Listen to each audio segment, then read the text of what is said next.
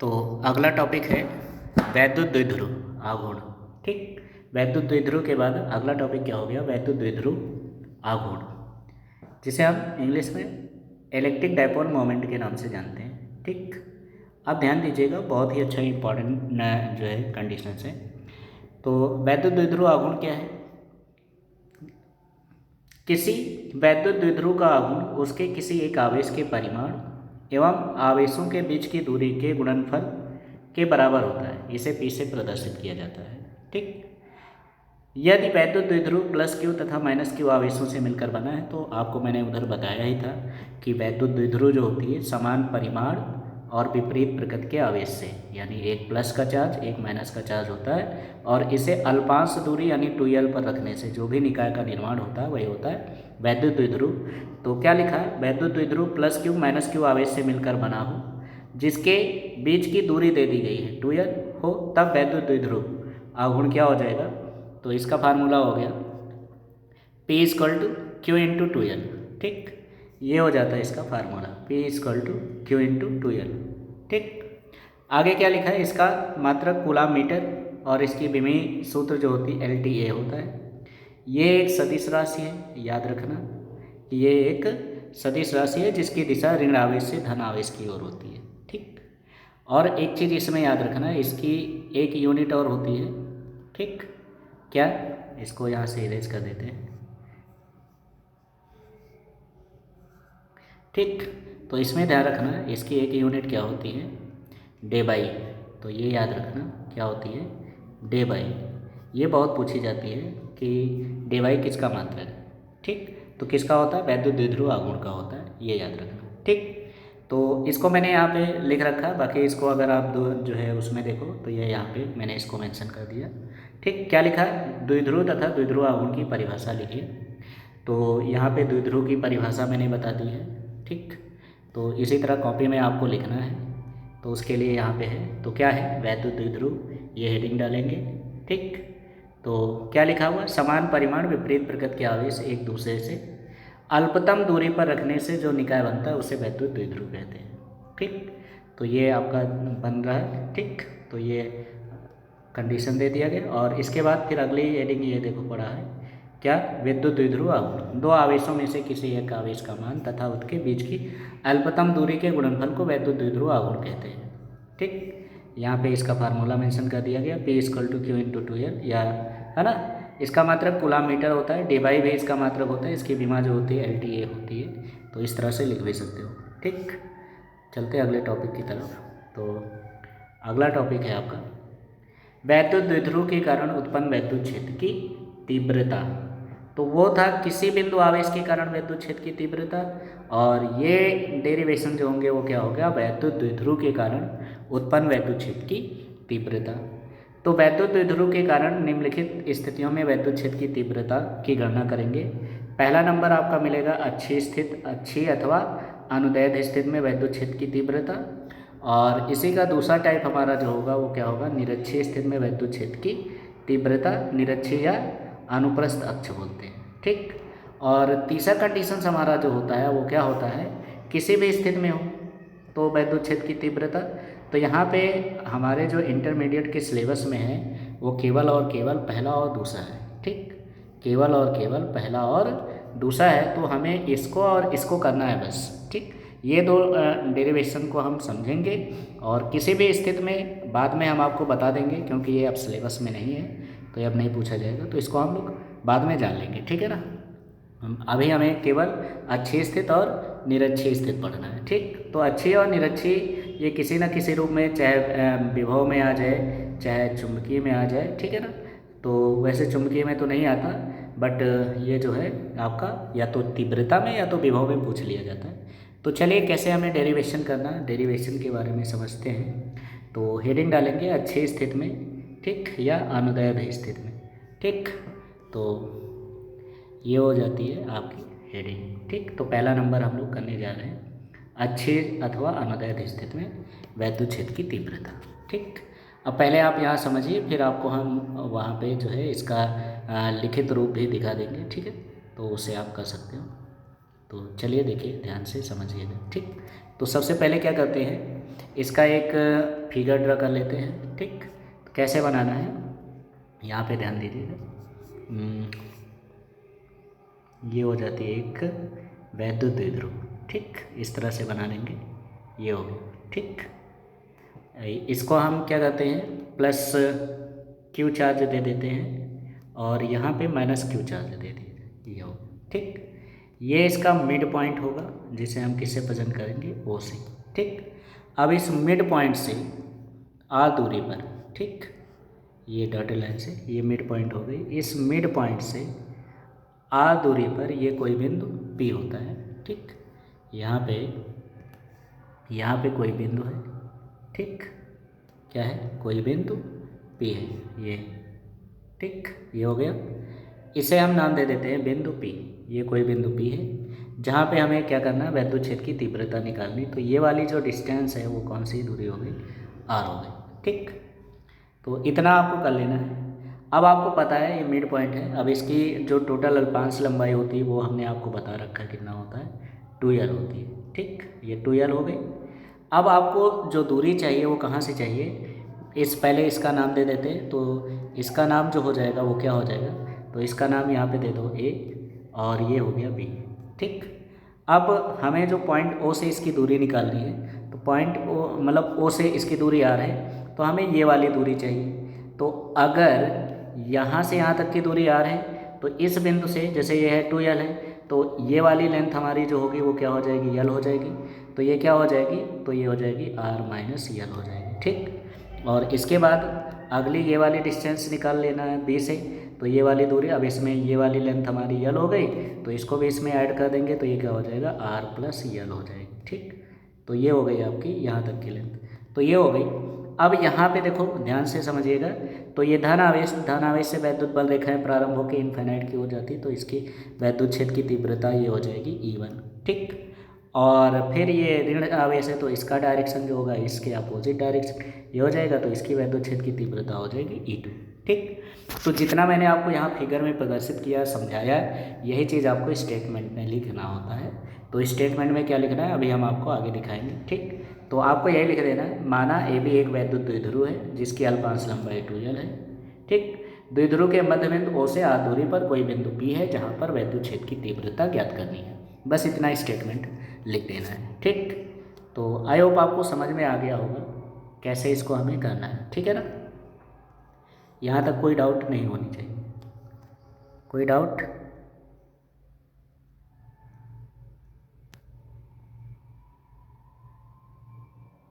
ये हो गया। ठीक, तो इतना कर लेंगे। अब इसके बाद हम लोग चलते हैं आगे नेक्स्ट कंडीशंस पे। तो चलिए, अब नए पेज पे नया पेज खुल गया, ये हो गया। ठीक, अब देखो आपको करना क्या है, यहाँ पे ध्यान दीजिएगा। तो सबसे पहले प्लस क्यू आवेश के कारण वैद्युत क्षेत्र की तीव्रता निकालना है। तो क्या लिखोगे यहाँ पे, प्लस, ठीक, कलर चेंज कर देते हैं, ये हो गया। तो क्या लिखेंगे, प्लस क्यू आवेश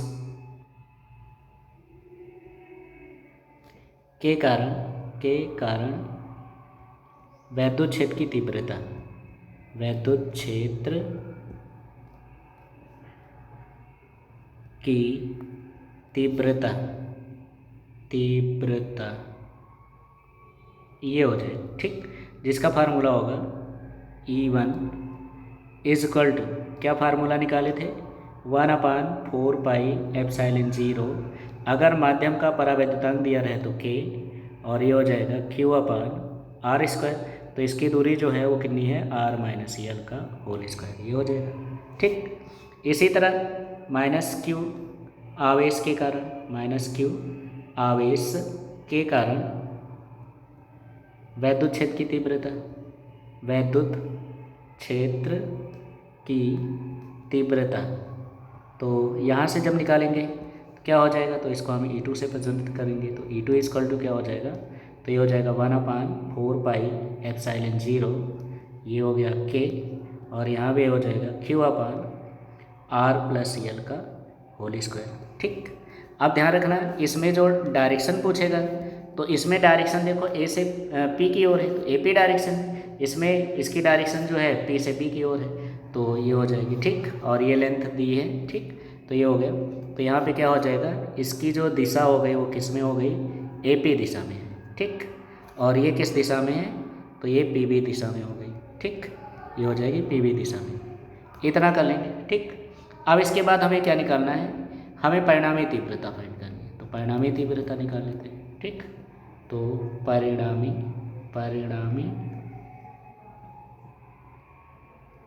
तीव्रता, परिणामी तीव्रता, तो परिणामी तीव्रता क्या हो जाएगी, E = हो जाएगा E1 + E2, ठीक। ये हो गया। बट यहाँ पे ध्यान देने वाली बात है, यहाँ फिगर में देखिए, यहाँ पे देखो इसका डायरेक्शन इधर है और इसका डायरेक्शन इधर है, तो दोनों की दिशाएं विपरीत। तो जब दिशाएं विपरीत हो जाती है तो यहाँ पे साइन हमारा जो होगा वो क्या होगा, माइनस हो जाएगा, ठीक। यहाँ पे साइन क्या हो जाएगा, माइनस हो जाएगा। तो चाहो तो इसको यहाँ से इतना ये है, ये इरेज करके यहाँ पे क्या लगाते हैं, माइनस साइन, ठीक। ये हो जाएगा। अब इसकी वैल्यूज़ रख देंगे तो E = क्या हो जाएगा, तो यहाँ पे जब इसकी वैल्यूज़ रखेंगे तो क्या हो जाएगा, E = E1 की वैल्यूज़ रखेंगे 1/4πε0 K, और ये हो जाएगा Q/R-L² माइनस यहाँ हो जाएगा 1/4πε0 K, और ये हो जाएगा Q/R+L², ठीक। अब इसके बाद क्या करेंगे, कॉमन कर लेंगे। तो E = हो जाएगा Q/4πε0 K कॉमन हो जाएगा। तो यहाँ क्या बनेगा, 1/R-L² माइनस यहाँ क्या बन जाएगा, 1/R+L², ठीक। अब इसके बाद क्या करना है, इसका हर बराबर कर लो। तो जब इसका हर बराबर करेंगे तो क्या हो जाएगा, तो ये बन जाएगा E = Q/4πε0 K, और यहाँ पे ब्रैकेट जब खोलोगे, मतलब पहले तो इसको तिर्यक गुणा कर देना है। तो ये इधर गुणा हो जाएगा, ये इधर हो जाएगा, ठीक। तो क्या बन जाएगा, तो ये बन जाएगा आपका R+L² माइनस ये बन गया R-L², और नीचे आपका क्या हो जाएगा, तो नीचे A+B A-B, तो ये बन जाएगा R² - L² और पूरे का होल², ठीक। ये हो गया। अब इसी को सॉल्व कर लेते हैं। तो E = क्या हो जाएगा, Q/4πε0 K, और यहाँ पे ब्रेकर लगा लो, ये हो जाएगा R² + L² + 2RL, और ये माइनस से ब्रेकर खुलेगा तो -R² - L² और माइनस माइनस प्लस हो जाएगा 2RL। ये हो गया। नीचे क्या हो गया, R² - L² का होल² हो जाएगा, ठीक। ये बन गया। अब यहाँ पे करना क्या है, यहाँ पे देखो R² से ये R² कैंसिल हो जाएगा, L² से L² कैंसिल हो जाएगा, ठीक। तो क्या बचेगा यहाँ पे, तो ये हो जाएगा E = Q/4πε0 K, और यहाँ पे जब इसकी वैल्यूज तो 2RL कितना हो जाएगा, 4RL अपान नीचे क्या हो जाएगा, नीचे हो गया R² - L² पूरे का होल², ये बन गया, ठीक। अब इसको तोड़ दीजिए दो भाग में। तो जब इसको तोड़ेंगे क्या लिखोगे इसको, तो जब तोड़ के लिखेंगे तो क्या लिखेंगे, E = Q/4πε0 K, और इसको हम लिखेंगे, जो 4 है 4 को हम बाहर कर देंगे तो ये हो जाएगा 2 × 2RL, ऐसे लिख लो।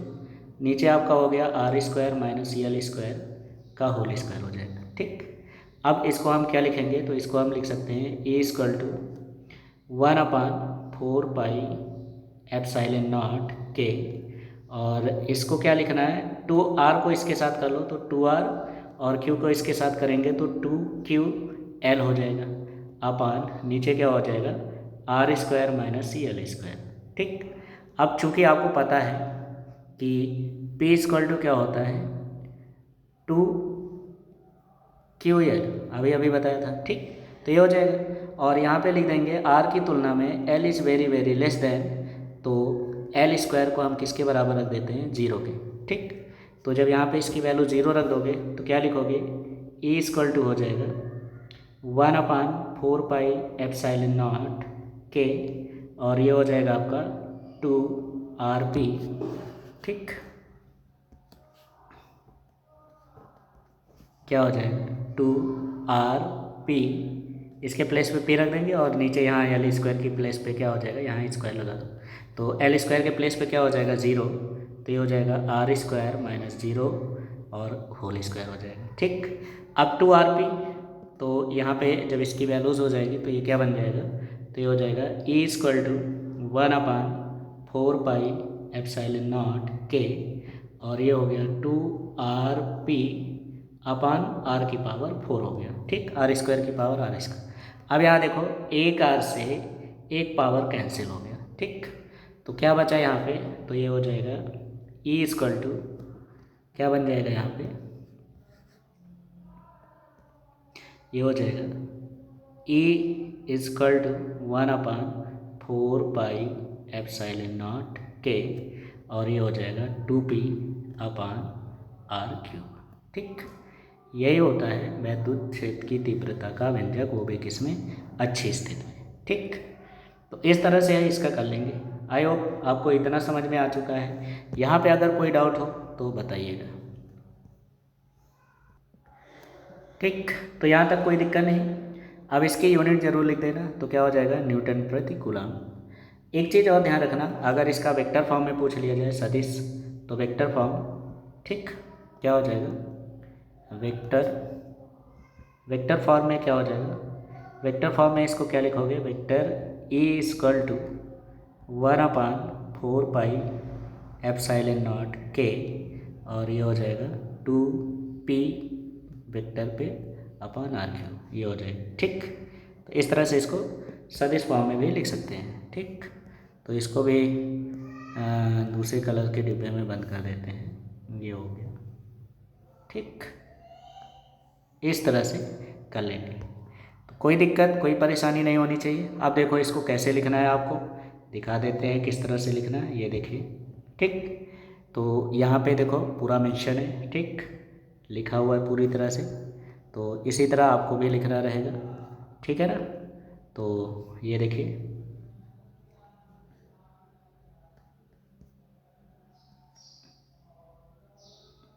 ये प्रश्न है। ठीक, वैद्युत द्विध्रुव के कारण अच्छी स्थिति में किसी बिंदु पर वैद्युत क्षेत्र की तीव्रता का व्यंजक। ठीक, तो ये हो गया आपका तीव्रता का व्यंजक। ये यहाँ पे पूरा फिगर मेंशन कर दिया गया है। ठीक, इस तरह से आपको फिगर ड्रा कर लेनी है।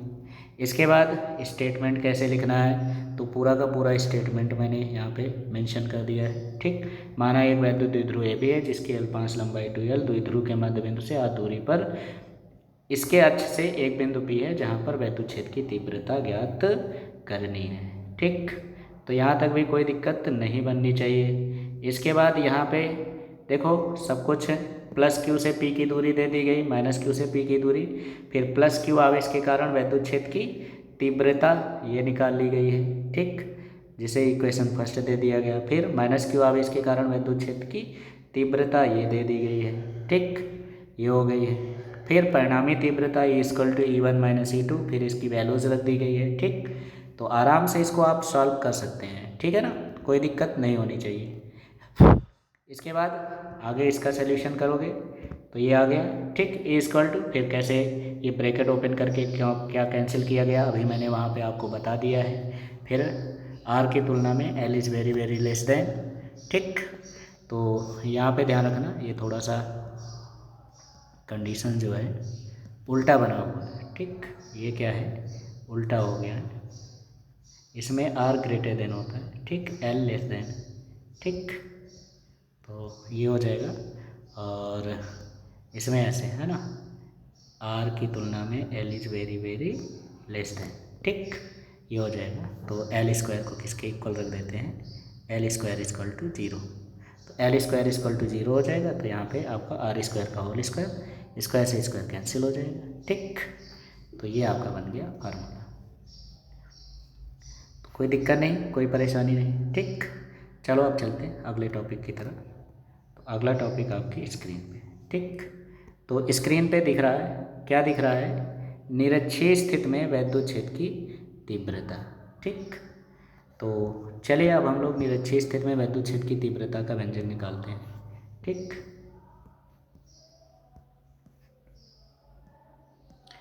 तो निरक्षीय स्थिति में वैद्युत क्षेत्र की तीव्रता का व्यंजक, चलो आओ देखते हैं कैसे निकलेगा। ठीक, तो चलते हैं अगले पेज की तरफ। तो अगला पेज आपकी स्क्रीन पे ध्यान दीजिएगा, ये हो गया, ये इसका फिगर मेंशन है। ठीक, अगर चाहो तो इसको हम यहाँ से हटा करके फिर से बना के दिखा देते हैं। ठीक, ये हो गया। अब देखो ध्यान से समझो, सबसे पहले आपको करना क्या है, इसको देखो ये हटा देते हैं और यहाँ पे एक बढ़िया सा फिगर ड्रा कर। ठीक, ज़्यादा हो गया, इतना करते हैं। ठीक,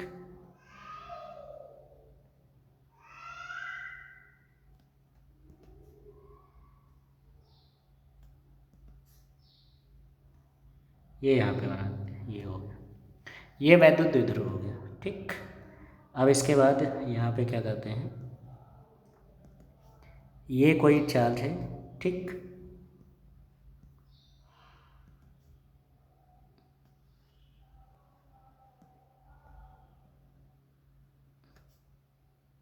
ये कोई चार्ज हो गया और ये कोई दूसरा चार्ज हो गया। ठीक, इसके बाद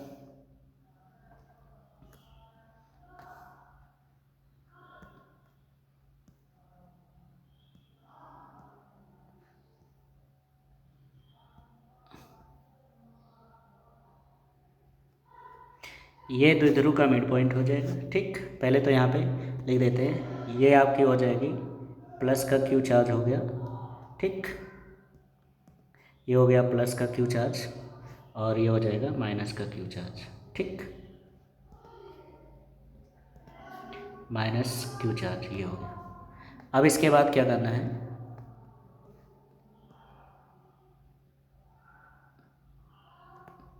ये हो गया। ठीक, इसकी अल्पांश लंबाई कितनी होती है, 2l। ठीक, ये लिखे हैं, ये अल्पांश लंबाई 2l हो गया। अब इस द्विध्रुव के मध्य बिंदु से, ठीक, मिड पॉइंट से r दूरी पर ये कोई बिंदु P होता है। ठीक, ये हो गई मिड पॉइंट, तो मध्य बिंदु से r दूरी पर कोई बिंदु P हो गया। ठीक, ये बना देते हैं, ये हो गई, ये हो गई कोई बिंदु P, जहाँ पे हमें क्या करना है, वैद्युत क्षेत्र की तीव्रता ज्ञात करनी है।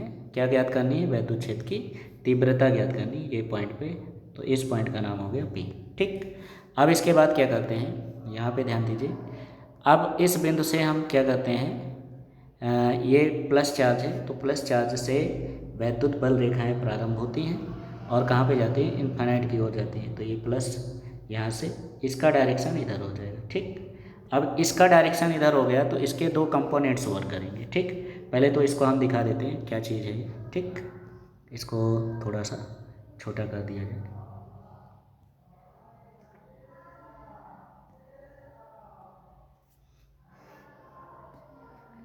तो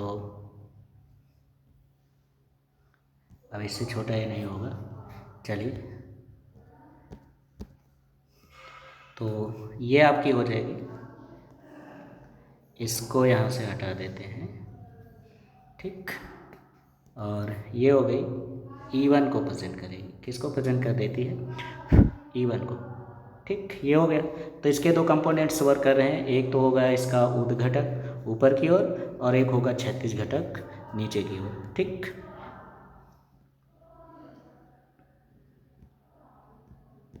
ऐसा करते हैं, इसको थोड़ा सा छोटा बनाते हैं, तभी है ना। यहाँ पे देखो फिर से ये हो गया, तो ये हो जाएगी इसकी दूरी, ये हो गई। ठीक, बिंदु P। ठीक, यहाँ पे क्या हो गया, बिंदु P हो गया, ये देखो, ये हो गई बिंदु P यहाँ पे। ठीक, ये हो गया बिंदु P, ये। ठीक, अब चलो एरो बना देते हैं, तो यहाँ से एक जो है लाइन यहाँ से ड्रा कर लेते हैं, तो ये हो गई। तो प्लस क्यू चार्ज से वैद्युत बल रेखाएं प्रारंभ होगी और इनफाइनाइट की ओर आ जाएगी। ये हो गई इसका डायरेक्शन, ठीक। और फिर माइनस चार्ज, तो अनंत से वैद्युत बल रेखाएं प्रारंभ होकर इनफाइनाइट की ओर यानी चार्ज की ओर आ जाती है। ये इसका डायरेक्शन हो जाएगा। तो इसके कितने कंपोनेंट्स वर्क कर रहे हैं? 2 कंपोनेंट्स वर्क कर रहे हैं, ठीक। एक जैसे इसका जब हम निकाल रहे हैं तो इसके पहले वाले के तो E1 के 2 कंपोनेंट्स वर्क कर रहे हैं, जिसमें एक जो होगा ऊर्ध्व घटक ये ऊपर की ओर हो जाएगा और इसका जो क्षैतिज घटक होगा वो इधर हो जाएगा, ठीक। और इसके भी दूसरे वाले के जो कंपोनेंट्स हो गए, इसके घटक, इसको हम दूसरे कलर से दिखा देते हैं। तो इसके कंपोनेंट्स जो होंगे क्षैतिज वाले के, इसको रेड मतलब पिंक से दिखाते हैं। तो इसका जो ऊर्ध्व घटक होगा वो नीचे की ओर आ जाएगा, ठीक। इसका डायरेक्शन इधर हो जाएगा, तो इसको यहाँ से ये हो गई, ठीक। तो इसका डायरेक्शन इधर हो जाएगा और इसका जो क्षैतिज घटक होगा उसकी भी डायरेक्शन इधर ही हो जाएगी, ठीक। तो ये दोनों सेम ही डायरेक्शन में रहेंगे, ठीक। तो सेम ही डायरेक्शन में रहेंगे तो यहाँ पे हमारी जो वैल्यूज़ हो जाएगी वो क्या हो जाएगी? तो ये तो इसको हम E1 से प्रेजेंट कर दे रहे हैं, तो इसका जो ऊर्ध्व घटक हो गया वो क्या होगा? E1 cos थीटा हो जाएगा, क्योंकि ये जो आपका झुकाव है वो कितना है? थीटा है, ठीक। तो ये हो गया E1 cos थीटा। और ऊर्ध्व घटक जो होती है साइन से प्रेजेंट की जाती है, ठीक। तो ये वैल्यूज़ हमारी जो होगी E1 साइन थीटा होगा, ठीक। और ये वाला एंगल आपकी जो थीटा है और इसका क्षैतिज घटक जो होगा वो क्या होगा? इसका डायरेक्शन इधर होगा E1 cos थीटा, ठीक। इसके बाद अब नीचे वाले की बात करें तो नीचे वाली जो हमारी ये है, ठीक। तो इसका जो घटक हो गया ये E2 हो गई, तो इसका डायरेक्शन नीचे की है, तो ये आपकी जो होगी E2 cos साइन थीटा हो जाएगी। क्या हो जाएगी? E2 साइन थीटा नीचे की ओर वर्क करेगी और इसका जो क्षैतिज घटक होगा उसका डायरेक्शन भी इधर ही होगा, तो ये हो जाएगा E2 cos थीटा। ये बन गया, ठीक। तो ये इस तरह से इसका फिगर बन जाता है। ये इसकी लंबाई जो होती है निरक्ष स्थिति में आ दूरी पर कोई बिंदु P होता है, जहाँ पे हमें क्या करना है? वैद्युत क्षेत्र की तीव्रता निकालनी होती है। तो अब ये वाली दूरी आपकी R हो गई, ये आधी लेंथ L हो जाएगी और ये भी लेंथ हमारी जो होगी L हो जाएगी। तो अगर हम इसकी वैल्यूज़ निकालेंगे तो पाइथागोरस थ्योरम रख देंगे और पाइथागोरस थ्योरम से हमें ये जो आपकी, इसका नाम दे दो A और इसका नाम दे दो B। तो यहाँ से अगर हम AP की बात करेंगे तो ये वाली लेंथ हमारी जो होगी वो क्या हो जाएगी? R² प्लस L² हो जाएगी और ये वाली लेंथ भी हमारी जो होगी वो R² प्लस L² हो जाएगी, ठीक, पाइथागोरस थ्योरम से। तो इस तरह से इसका फिगर ड्रा कर लिया जाता है, ठीक। तो फिगर समझ में आ गया। अब जैसे हमने किया था वैसे यहाँ पे तो प्लस Q आवेश के कारण वैद्युत क्षेत्र की तीव्रता निकालेंगे। तो फिर यहाँ वही लिखोगे प्लस Q आवेश के कारण वैद्युत क्षेत्र की तीव्रता के कारण वैद्युत क्षेत्र की तीव्रता, जिसको हम किससे प्रेजेंट करेंगे? E1। तो E1 इक्वल टू क्या होगा? 1/4 पाई एप्सिलॉन नॉट और माध्यम का परावैद्युतांक K है तो K हो जाएगा और ये हो जाएगा Q/R²। तो इसकी दूरी जो है वो क्या है? R² प्लस L² का होल स्क्वायर। तो स्क्वायर से ये रूट कैंसिल हो जाएगा, ठीक।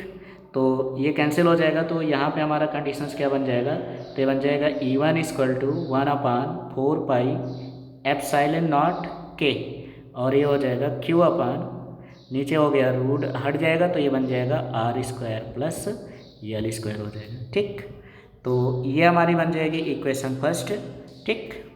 अब इसके बाद यहाँ देखो अब ये -Q चार्ज के कारण तो इसकी भी डिस्टेंस वही है तो सेम ही रहेगी।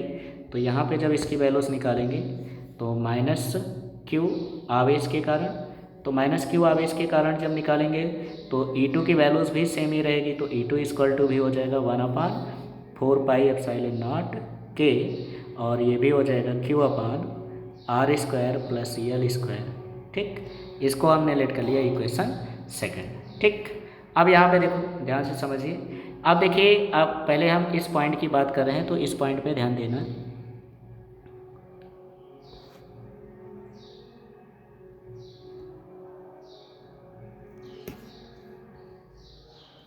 ठीक, तो इस पॉइंट पे आपको ये ध्यान देना है कि ये जो हमने यहाँ पे मेंशन कर रखा है, ठीक, ये पॉइंट है। तो यहाँ पे अगर हम ऊर्ध्व घटक की बात करें इसकी और क्षैतिज घटक, तो दोनों के डायरेक्शन क्या है? सेम ही है। तो जब दोनों के डायरेक्शन अपोजिट डायरेक्शन में, सेम नहीं, तो ये एक दूसरे को क्या कर देंगे? नेगलेक्ट कर देंगे। तो यहाँ पे जब हम परिणामी निकालेंगे तो जैसे E की वैल्यूज निकाल रहे हैं, E इक्वल टू, तो यहाँ हो जाएगा क्या? E1 साइन थीटा और माइनस E2 साइन थीटा हो जाएगा। अब यहाँ पे देखो E1 और E2 की वैल्यूज़ क्या आई हैं, सेम आई हैं, ठीक है ना। तो E1 E2 की वैल्यू सेम, तो ये पूरा पूरा कैंसिल हो जाएगा। तो यहाँ पे हमारी वैल्यू जो होगी वो क्या हो जाएगी, 0 आ जाएगी, ठीक। तो ये एक दूसरे को नेगलेक्ट करके 0 हो गए। अब आगे यहाँ पे इन दोनों के घटक जो है एक ही डायरेक्शन में है, तो ये हमारी क्या हो जाएंगी, प्लस हो जाएंगी, ठीक। तो ये क्या हो जाएंगी, प्लस हो जाएंगी। तो यहाँ पे जब हम इसकी वैल्यूज़ निकालेंगे तो ये आपका कंडीशंस क्या बन जाएगा, तो ये आपकी जो परिणामी तीव्रता हो जाएगी। तो यहाँ क्या लिखोगे, परिणामी तीव्रता, परिणामी तीव्रता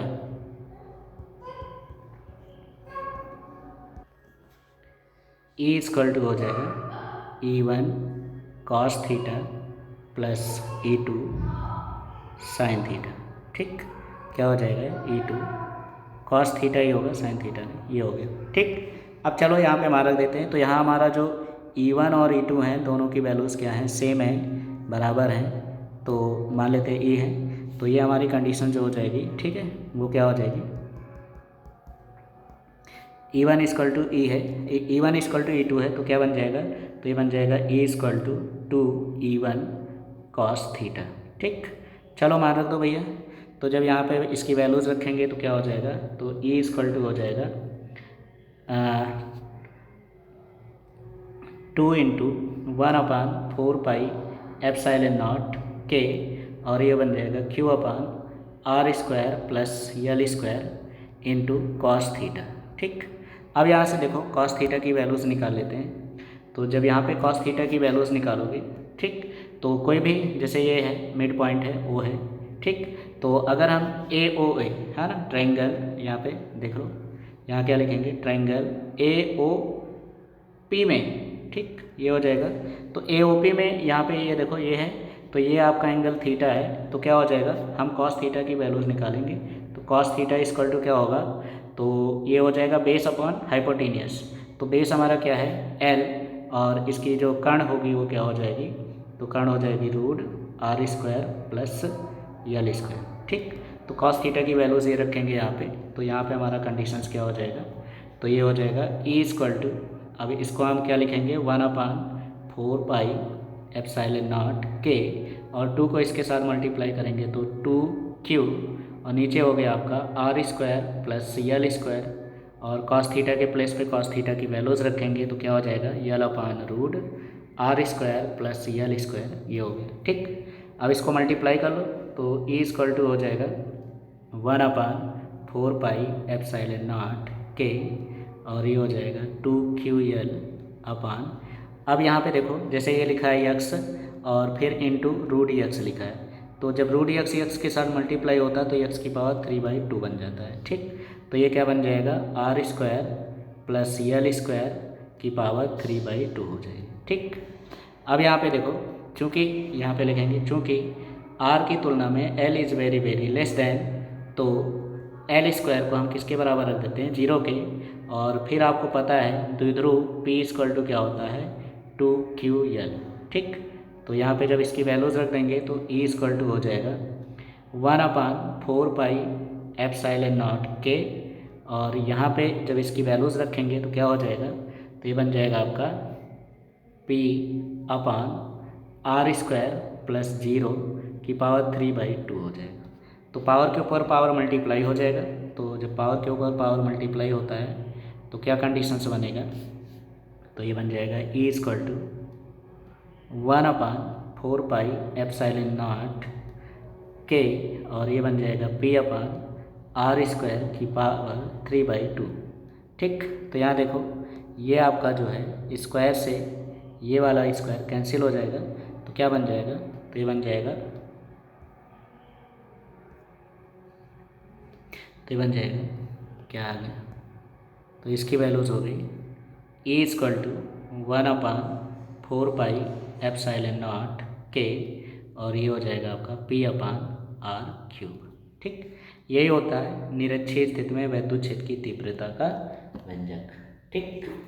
अब इसके बाद अगर इसको हम सदिश फॉर्म में लिखें तो सदिश फॉर्म में क्या हो जाएगा, तो सदिश रूप में इसकी वैल्यूज़ क्या हो जाएगी, तो इसको हम लिखेंगे वेक्टर E, इक्वल टू कितना हो जाएगा 1/4πε0 के, और ये हो जाएगा वेक्टर p अपान r³। ठीक, ये हो जाएगा इसका सदिश फॉर्म। तो इस तरह से हम डेरिवेशन कर सकते हैं, इसमें कोई प्रॉब्लम्स नहीं होनी चाहिए। ठीक, न्यूटन पर कूलम, न्यूटन पर कूलम। ठीक, आई होप इतना आपको समझ में आ गया है, इसके आगे कोई दिक्कत नहीं होनी चाहिए। ठीक, आइए अब आपको कैसे लिखना है इसके बारे में दिखाते हैं। ठीक, तो ये देखिए, इसको हम इस तरह से उधर फिगर बना लेंगे। फिगर बनाने के बाद इसका स्टेटमेंट लिखना है। माना कि कोई वैद्युत द्विध्रुव ए बी किसी ऐसे परावैद्युतांक माध्यम में स्थित है जिसका परावैद्युतांक k है। उसके मध्य बिंदु O से लंबवत r दूरी पर कोई बिंदु P है जहाँ पर वैद्युत क्षेत्र की तीव्रता ज्ञात करनी है। ठीक, प्लस Q आवेश के कारण वैद्युत क्षेत्र की तीव्रता। ठीक, तो इस तरह से प्लस है ना, ये हो गया आपका। तो प्लस Q आवेश के कारण वैद्युत क्षेत्र की तीव्रता E1 इक्वल टू, जैसा मैंने बताया था स्क्वायर से रूट हट गया था तो ये निकल आया, इसको हमने इक्वेशन फर्स्ट मान लिया। ठीक है, इसके बाद नेक्स्ट कॉन्सेप्ट इसी तरह जाएगा। माइनस Q आवेश के कारण वैद्युत क्षेत्र की तीव्रता ये हो जाएगी, जिसकी वैल्यूज ये आ गई। ठीक, इसको इक्वेशन सेकंड मान ली। फिर यहाँ देखो मैंने पूरा मेंशन कर दिया, E1 व E2 को लंबवत व क्षैतिज घटकों में बांटा गया है। E1 व E2 के लंबवत घटक क्रमशः E1 sin theta E2 cos theta है। तो पूरा जो मैंने बताया था उसको पूरा उसमें लिख देना। फिर इसका परिणामी तीव्रता निकालेंगे तो ये आपका निकल के आ जाएगा E1 cos theta plus E2 cos theta, क्योंकि साइन थीटा और साइन थीटा एक दूसरे को क्या करते हैं, ख़त्म कर देते हैं, निरस्त कर देंगे। ये यहाँ पे मेंशन कर रखा है। ठीक है ना, तो ये हो जाता है। इसके बाद फिर इसकी वैल्यूज़ रख देंगे। cos थीटा की वैल्यूज़ ये देखो यहाँ पे निकाल रखे हैं। फिर सीधे से आप इसकी वैल्यूज़ रख दो और रखने के बाद यहाँ से e की वैल्यूज़ निकल आएगी। ठीक है ना, तो यहाँ से e इक्वल टू आ गया। ठीक है ना, इसके बाद फिर क्या करना है, फिर आगे देखो यहाँ पे ये लिखा है L की तुलना में R इज ग्रेटर देन, तो L स्क्वायर को नगण्य मानने पर e इक्वल टू, यहाँ पे आपका ये फार्मूला बन गया। ठीक, अब इसके बाद L स्क्वायर की वैल्यू 0 हो गई। ठीक, तो क्या होता है Q इंटू 2L किसके बराबर होता है, P के। तो यहाँ पे रख दिया गया निर्वात के लिए K का मान कितना होता है 1, तो e equal to 1/4πε0 P upon r³, या e इक्वल टू 1/4πε0 की वैल्यूज़ होती 9 × 10⁹, तो वो रख दिया गया। ठीक, तो इस तरह से बढ़िया अच्छे से डेरिवेशन करना सीखिए। ठीक है ना, तो ये आप एक बार फिर से देख लो, ये पूरा है ना फिगर। तो यहाँ पे मैंने आपको मेंशन करके बता ही दिया है, पूरा फिगर इस तरह से बना लेना है। और फिगर बनाने के बाद फिर आपको सीधे से यहाँ ये स्टेटमेंट है, स्टेटमेंट लिख लेंगे। फिर इसके बाद पूरा इसी तरह आपको लिख लेना। ठीक, ये देखिए यहाँ से। ठीक, इसके बाद नेक्स्ट कंडीशंस ये हो गया। ठीक, इसके बाद नेक्स्ट कंडीशंस ये हो गया। ठीक, तो इतना समझ में आ गया है। अब चलते हैं अगले क्वेश्चंस, अगले डेरिवेशन की तरफ। तो ये आपका लास्ट डेरिवेशन होगा, इसके बाद आपका जो है कोई भी डेरिवेशन नहीं, इसके बाद न्यूमेरिकल है। तो आज ये थ्योरी का लास्ट वीडियो है। ठीक, तो इसको देखिए, ये लिखा है एक समान वैद्युत क्षेत्र में रखे वैद्युत द्विध्रुव पर कार्यरत बलयुग्म आघूर्ण। ठीक, क्या लिखा है, कार्यरत बलयुग्म आघूर्ण। तो ये देखिए ध्यान से। ठीक, ये डेरिवेशन लिखा हुआ है, तो इसका हमें डेरिवेशन करनी है। तो आइए देखते हैं कैसे इसका डेरिवेशन होगा। ठीक, ये इस तरह से इसका ये हेडिंग है। ठीक, चलो देखते हैं इसको कैसे करना है। ठीक,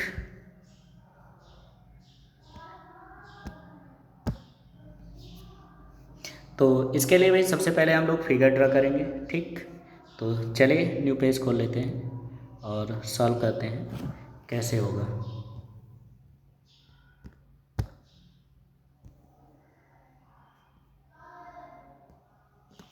तो सबसे पहले क्या करिए, एक फिगर ड्रा कर लो। ठीक, पहले हम क्या करते हैं, इलेक्ट्रिक फील्ड बना देते हैं। तो इसके लिए क्या करते हैं, एरो ये हो गया। ठीक, और फील्ड लाइन बना देते हैं, तो ये हो जाएगी फील्ड लाइन। ठीक, ये हो गई, एक ये एरो हो गया, एक ये हो गया, एक ये हो गया। ठीक, एक ये हो गया, इस तरह से प्रेजेंट कर लेंगे। ठीक, अब इसमें हम एक वैद्युत द्विध्रुव का निर्माण कर देते हैं। ठीक, तो ये हो गया। अब वैद्युत द्विध्रुव को जो है दिखा देते हैं, तो इसका थोड़ा सा ये हो जाता है, ये हो जाएगी वैद्युत, एक मिनट,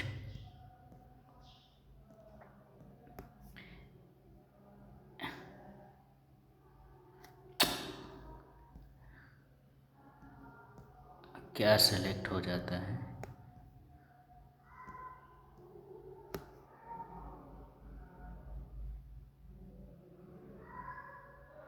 ये हो गई वैद्युत द्विध्रुव। ठीक, अब इसमें क्या कहते हैं, ये बन गया वैद्युत द्विध्रुव। ठीक, अब क्या कहते हैं यहाँ पे, ये हो गया। ठीक, अब इस पे मान लीजिए ये प्लस चार्ज है। ठीक, क्यों, और यहाँ पे क्या हो गया, माइनस चार्ज हो गया। ठीक, इस पॉइंट का नाम दे दिया गया ए और इस पॉइंट का नाम दे दिया गया बी। ठीक, अब इसके बाद ध्यान रखना यहाँ से, ठीक, एक लाइन ड्रॉ कर देते, ये सीधा सीधा, और यहाँ से एक लाइन ड्रॉ कर देते, ये। ठीक, ये हो गया, और इस पॉइंट का नाम हम दे देते हैं सी। ठीक, इस पॉइंट का नाम क्या हो जाएगा, इस पॉइंट का नाम हो गया सी। बोलो इतना क्लियर। अब मान लीजिए ये द्विध्रुव जो है यहाँ से ये ई के कंडीशंस को प्रेजेंट कर रहा, तो ये यहाँ से कितना एंगल बना रहा, थीटा। ठीक, अब ये थीटा एंगल बना रहा, तो यहाँ से जो वैद्युत बल रेखाओं का डायरेक्शन होगा, जब इस पर फोर्स लगेगा तो उसका डायरेक्शन जो होगा वो किधर होगा, इधर हो जाएगा, क्यू ई। ठीक, और ये आपका ऋण चार्ज तो इधर का जो फोर्स हो जाएगा इस डायरेक्शन में हो जाएगा, तो इसकी वैल्यूज हो जाएगी क्यू ई। ठीक, ये निगेटिव डायरेक्शन में है, निगेटिव चार्ज। ठीक, ये हो गया, तो ये हो गई। अब इस द्विध्रुव की जो अल्पांश लंबाई होती है वो कितनी होती है, 2l होती है। ठीक, ये हो गया, तो हमें ये वाली लंबाई चाहिए AC, तो AC की लंबाई कितनी हो जाएगी, 2l साइन थीटा हो जाएगी। कितनी हो जाएगी, 2l साइन थीटा। कैसे, तो देखो यहाँ ट्रायंगल ABC में, ठीक, ये हो गया, तो यहाँ से जब हम साइन थीटा की वैल्यू निकालेंगे तो साइन थीटा इक्वल टू क्या होगा, लंब, तो लंब हमारा क्या हो गया, AC, और बटे कर्ण, कर्ण क्या हो गया, AB, ये हो गया। तो हमें किसकी वैल्यू चाहिए, AC की, तो AC इक्वल टू क्या हो जाएगा, तो AC इक्वल टू हो जाएगा, AB इधर ट्रांसफर कर दो, तो AB साइन थीटा, ये बन गया। ठीक, तो यहाँ से जब इसकी हम वैल्यूज़ निकालेंगे तो AC इक्वल टू हो जाएगा, AB की वैल्यूज़ हो गई 2l साइन थीटा, ये हो जाएगा। ठीक, तो इस तरह से इसका मान निकालेंगे। बोलो इतना क्लियर हो गया।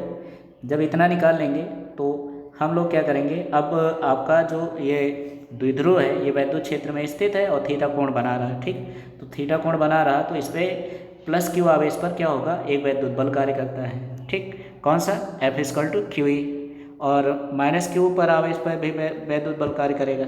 ठीक, क्यू ई, तो इन दोनों के डायरेक्शन क्या है, अपोजिट डायरेक्शन में, तो जब ये अपोजिट डायरेक्शन में है तो इन पे बल तो समान लग रही है, बट ये अपोजिट डायरेक्शन में, तो अपोजिट डायरेक्शन में होने के कारण ये दोनों बल एक दूसरे को क्या कर देंगे, जो है मतलब उदासीन के कंडीशन में कर देंगे, संरेखित कर देंगे। ठीक, तो संरेखित कर मतलब संरेखित करने का प्रयास करते हैं, तो जब संरेखित करने का प्रयास करते हैं तो इन्हीं बल के कारण इन पर एक वैद्युत बल आघूर्ण कार्य करता है, जिसका फार्मूला क्या होता है, तो वैद्युत बल आघूर्ण जिसका फार्मूला क्या हो जाएगा, तो ये हो जाएगा टाउ इक्वल टू, क्या होता है, टाउ इक्वल टू बल यानी कि F गुणे विस्थापन, तो लंबवत विस्थापन हमारा क्या हो जाएगा, AC, तो टाउ इक्वल टू हो जाएगा F की वैल्यूज़ रखेंगे कितना, QE, और AC की वैल्यूज़ क्या आई थी, 2l साइन थीटा, ये रख देंगे। ठीक, अब इसके बाद क्या करना है, अब आप जो है इसमें मतलब P इक्वल टू क्या होता है,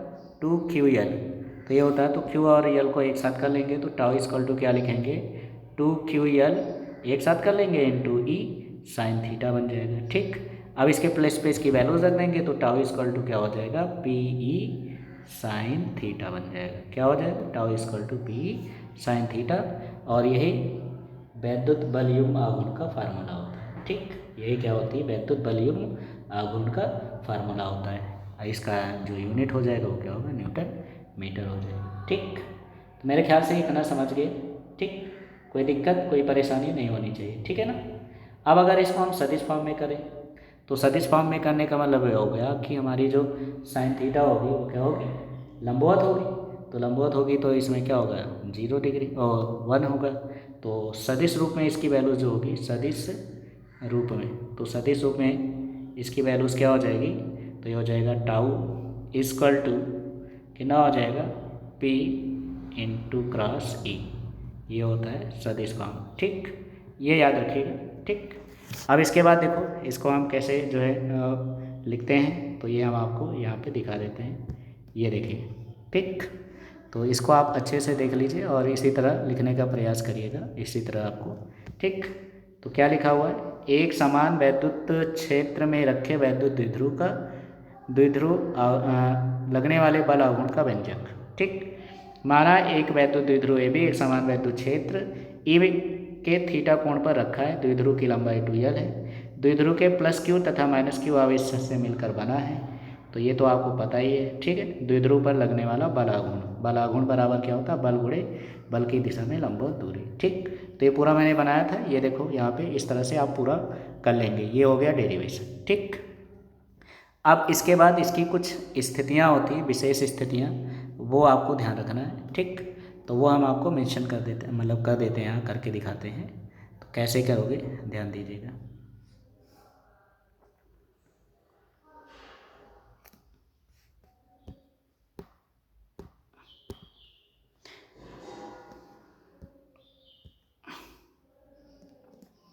चलिए देख लीजिए विशेष स्थितियाँ क्या होती, विशेष स्थितियाँ,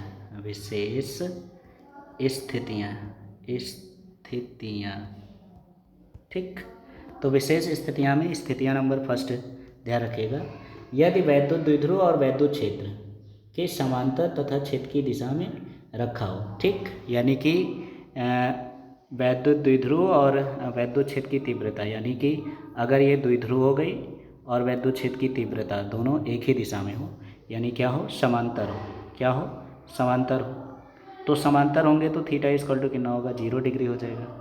तो जब थीटा इक्वल टू 0 डिग्री हो जाएगा तो टाउ इक्वल टू क्या हो जाएगा, तो ये हो जाएगा P sin 0, ठीक। और sin 0 की वैल्यूज़ जो होती है वो कितनी होती है, 0। तो यहाँ पे हमारी जो बल आघूर्ण होगी टाउ इक्वल टू वो क्या हो जाएगी, 0 आ जाएगी, ठीक। चलो आगे देखो, कंडीशन नंबर सेकंड, लंबवत हो, ठीक। क्या हो, जब, यहाँ लिखोगे जब द्विध्रुव क्षेत्र के लंबवत हो, तो क्षेत्र के लंबवत जब कंडीशंस होगा तब क्या कंडीशंस बनेगा, तब थीटा इक्वल टू कितना होगा, 90 डिग्री, तब हमारा बल आघूर्ण मैक्सिमम होगा। तो टाउ मैक्स इक्वल टू क्या हो जाएगा, PE sin 90 हो जाएगा, ठीक। और sin 90 की वैल्यूज़ क्या होती है, sin 90 की वैल्यूज़ होती है 1। तो यहाँ पे टाउ मैक्स इक्वल टू कितना हो जाएगा, PE हो जाएगा, ठीक। तो ये याद रखिएगा, ठीक। और एक कंडीशंस और है, उसको भी लिख देते हैं, जब दोनों एक दूसरे के अपोजिट डायरेक्शन में हो, ठीक। तो जब विपरीत दिशा में हो, अब विपरीत का मतलब क्या हो गया, थीटा इक्वल टू 180 डिग्री बनेगा, ठीक। तो जब थीटा इक्वल टू 180 डिग्री तब क्या हो जाएगा, टाउ इक्वल टू हो जाएगा P sin 180 डिग्री, और sin 180 डिग्री की वैल्यूज़ क्या होती है, 0। तो भी आपका बल आघूर्ण जो होगा वो कितना होगा, 0 होगा, ठीक। अब यहाँ पे ध्यान रखना, तो ये बहुत इंपॉर्टेंट कंडीशंस है। तो ये है वैद्युत द्विध्रुव पर कार्यरत बल आघूर्ण के पदों में वैद्युत द्विध्रुव आघूर्ण की परिभाषा, ठीक। तो इसकी डेफिनेशन जो है पूछ ली जाती है। तो यहाँ पे देखो, एक समान वैद्युत क्षेत्र में रखे वैद्युत द्विध्रुव पर कार्यरत बल आघूर्ण, तो बल आघूर्ण का फार्मूला मैंने यहाँ पे लिख दिया है, ठीक। क्या है, टाउ इक्वल टू हो गया P sin थीटा, ठीक। अब यदि E की वैल्यूज़ 1 न्यूटन पर कूलाम मान लिया जाए और थीटा बराबर कितना हो जाए, 90 डिग्री, तो sin 90 की वैल्यूज़ क्या हो जाएगी, तब आपकी जो sin 90 होगी, sin 90 की वैल्यूज़ क्या होगी, 1।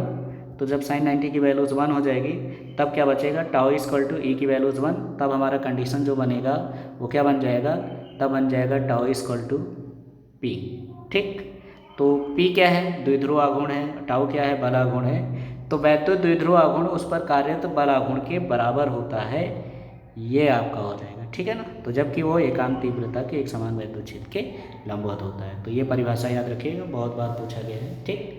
तो इसकी डेफिनेशन सीधे से ये बनाएंगे कि वैद्युत द्विध्रुव पर कार्यरत बल आघूर्ण के बराबर होता है, जबकि वह एकांक तीव्रता के एक समान वैद्युत क्षेत्र के लंबवत स्थित होता है। ये पूरी डेफिनेशन आप लोग बढ़िया अच्छे से तैयार कर लीजिएगा, ठीक है ना। तो इसको यहाँ से ये ठीक।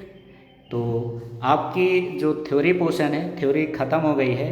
अब हम लोग कल से न्यूमेरिकल सॉल्व करेंगे इस चैप्टर्स के। तो आज थ्योरी का पोर्शन कंप्लीट हो गया है, तो आप लोग इसके बढ़िया अच्छे से नोट्स बना लीजिए और कल से हम लोग इसकी थ्योरी पोर्शन को करते हैं। तो आज के लिए बस इतना है, मिलते हैं नेक्स्ट वीडियो में।